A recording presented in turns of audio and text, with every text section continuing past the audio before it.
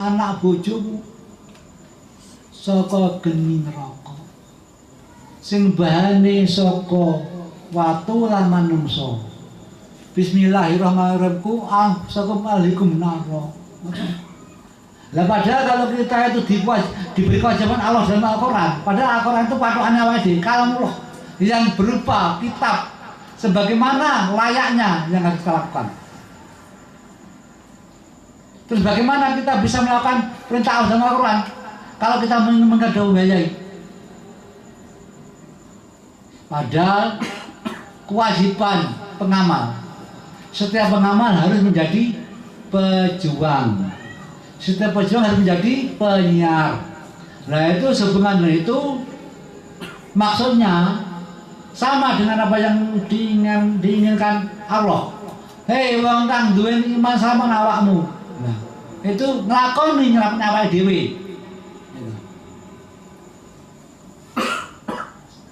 Selametno keluargamu, ahlikum. Sapa sing ndelok warismu, ahlimu ya kuwi anak turunmu, bojomu. Nah, nyelapne keluargane awake dhewe saka neraka. Sebenarnya itu bahaya itu menugasi kita atau menciptakan suatu aturan itu pasti tidak mungkin bertentangan Al-Quran, karena beliau sebagai Nabi Rasul yang ditugasi untuk membina umat sehingga masyarakat tanpa sadar melakukan apa-apa yang telah ditetapkan dalam Al-Quran di situ. Oleh karena itu di dalam kesempatan ini, di dalam malam 17, di dalam malam turunnya kalamullah yang berupa buku, yaitu Al-Quran, kitab suci, mari kita introspeksi diri. Kita mulai kembali ke nol saja. Kita melakukan apa yang telah di dalam kalamullah tadi. Insya Allah kalau kita melakukan apa yang dengan bayai, otomatis kita melakukan kalamullah yang di dalam Al-Quran tadi. Kita sadari atau tidak. Terus yang ketiga yang ingin saya sampaikan,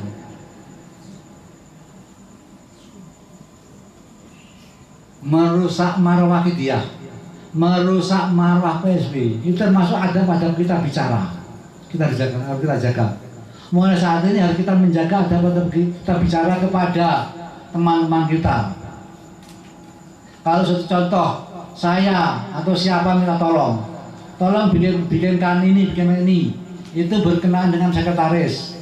Tolong catatan ini lah. Kalau sekretaris, kalau dia repot, maaf, sepurane aku jadi repot.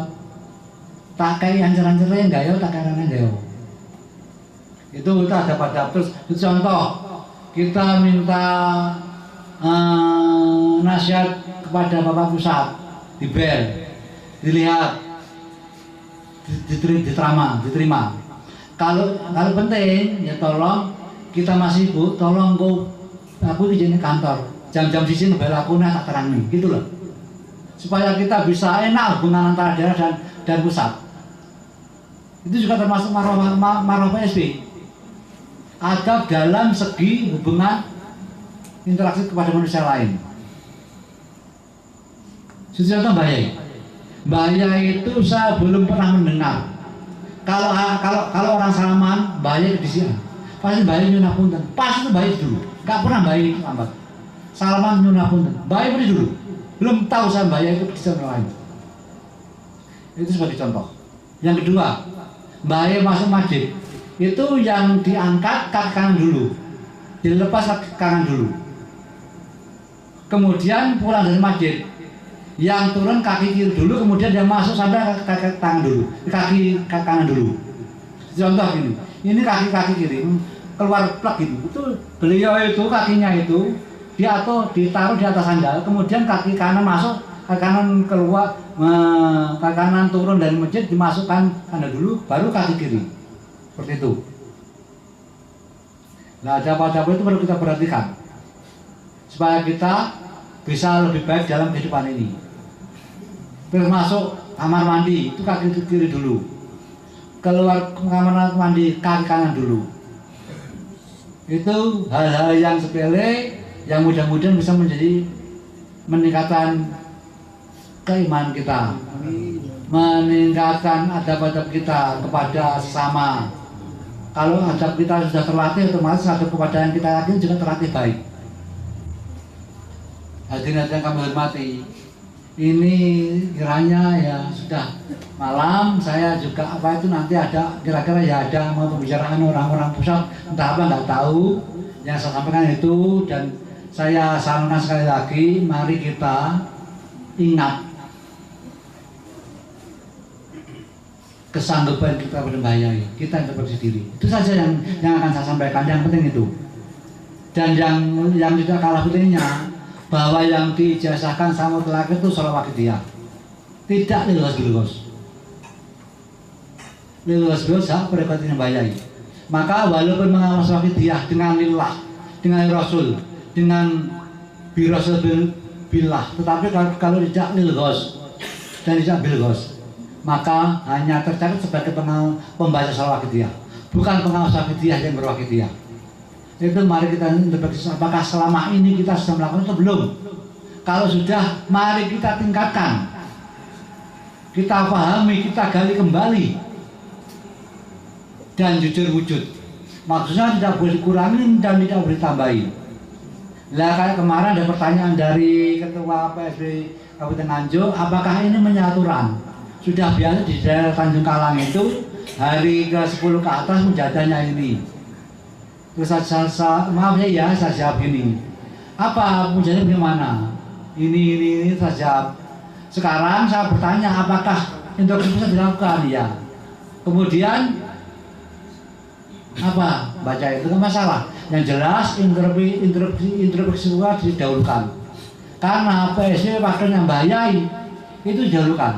Misalkan kita mujadah yang sekarang itu 17 kemudian 10 333 itu selesai, baru kita mengamalkan apapun boleh. Contoh biasa di Tanjung Kalang itu misalkan itu keuangannya mulai redup, mengamalkan itu sampai 2 jam atau mengamalkan waktu itu masih ya rabbana Allahumma sholli salimi ala Muhammadin syafi'il umami wal ali wajana rasul waktu itu tuh. Dan sekarang saya sempurnakan sesuai dengan apa yang diberikan bahayai. Ya Rabbana ya Rabbana bihamdika wasi kamar duka itu. Nggak masalah. Yang jelas lebih baik. Karena apa? Di dalam bulan Ramadan itu oleh bahayai. Kenapa kegiatan-kegiatan yang melibatkan satu kewanitaan seperti sebuyah, sahriyah, ya, rubusanah, terus ini sana itu dihentikan karena beliau menghendaki agar kita fokus ibadah kepada Allah langsung, meningkatkan interaksi yang lebih baik kepada Allah SWT dalam ibadah. Sehubungan dengan itu, saya pernah tahu hal ini diriwayatkan oleh ayah sendiri, yaitu di dalam bulan puasa pada waktu itu seorang santri yang Mbak Ma'ruf bertanya kepada Mbak Ma'ruf, Mbak Yusuf yang Ma'ruf bisa bertanya.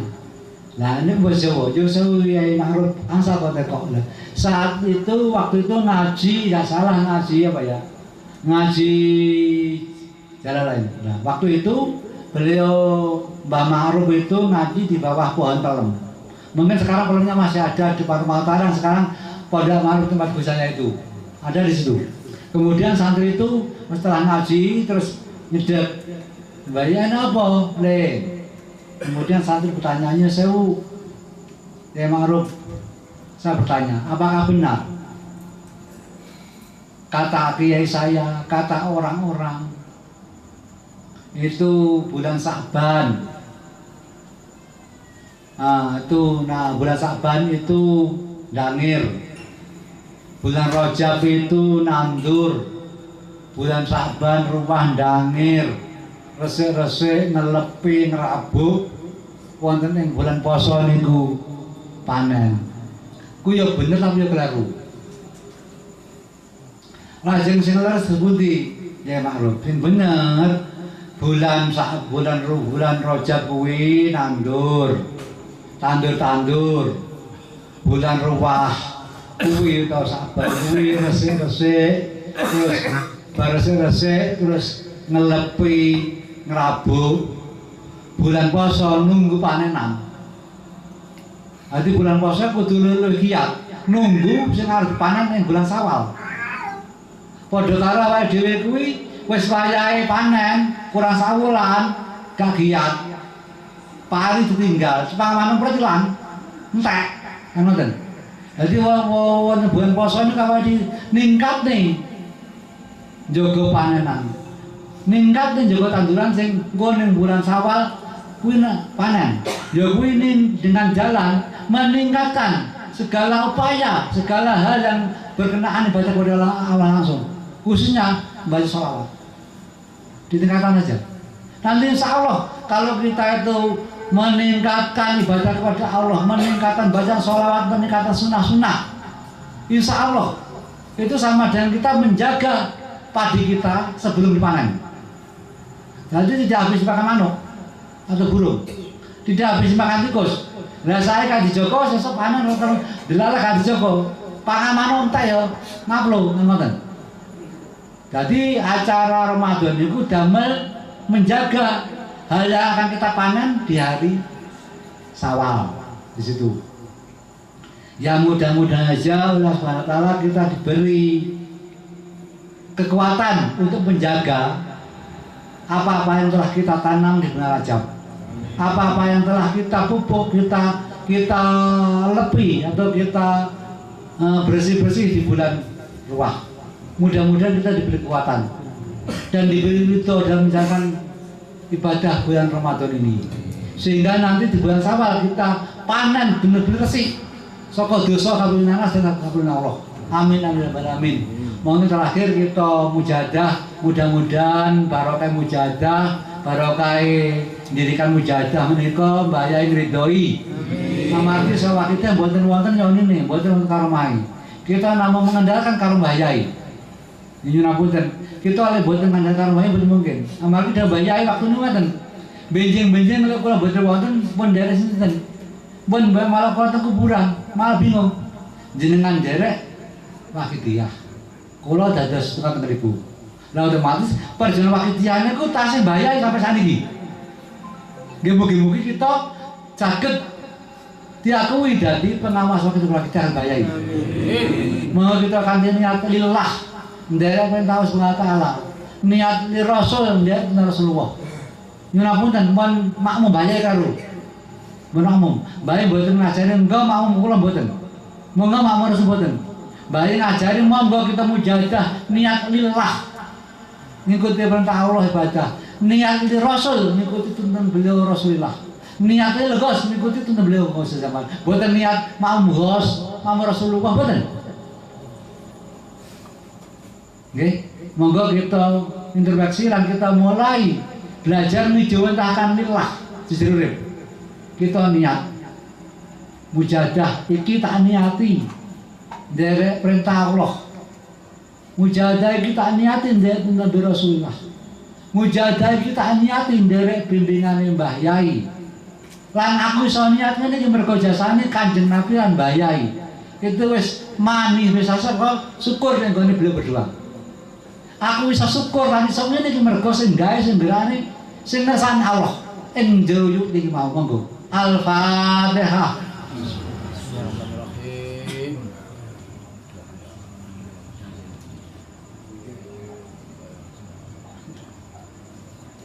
Ya Syafi' al-Khalqi sholatu wassalam alaika nurah khalqi hadiyal anam wa aslahu wa ruhahu adriki wa qadalam wa bada wa rabbi wa laysali ya sayyidi siwaka wa intaru dakum bisasan halika ya Syafi' al-Khalqi sholatu wassalam alaika nurah khalqi hadiyal anam wa aslahu wa ruhahu wa qadalam abada wa rabbin wa laysali ya sayyidi siwaka Fa intaru takun dosa son halita. Ya Sayyidi ya Rasulullah. Ya Sayyidi